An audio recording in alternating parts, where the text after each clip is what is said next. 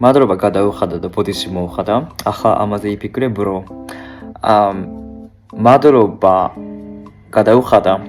ანუ სალექციო ფორმა არის გადახვდა, ხო? როგორც აი ფრის გადახვდა, ოცეტორის გადახვდა და ასე შემდეგ. ბოდიში მოუხადა ამ შემთხვევაში სალექციო ფორმა რომელია? ანუ მოხდენა ალბათ, აი გაბრენის მოხდენა და რაღაცები.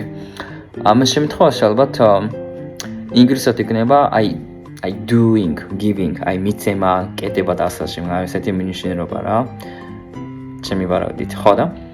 ანუ მადლობა თვითონ ძალიან ხილისეული და საფასებელი. ხილისია, ამიტომ როგორც ფური, ჩვენ უნდა გადავიხადოთ. ანუ ფასიანი არა, მოკლედ. და ბოდიშის მოხდენის შემთხვევაში აი ცოტა ნეგატიური ცუდი რაღაცები რომ არის და ამიტომ ამის საპირისპიროდ უფასოდ არის. აი უფასოდ ბოდიშის მოხდენ. არ ვიცი საერთოდ რაზეა საუბარი ახლა რა. ანუ ამ შემთხვევაში აი ფასდაკრების შემთხვევაში რა ზმნები იხმარება მაშინ რა? ახლა ვიცი.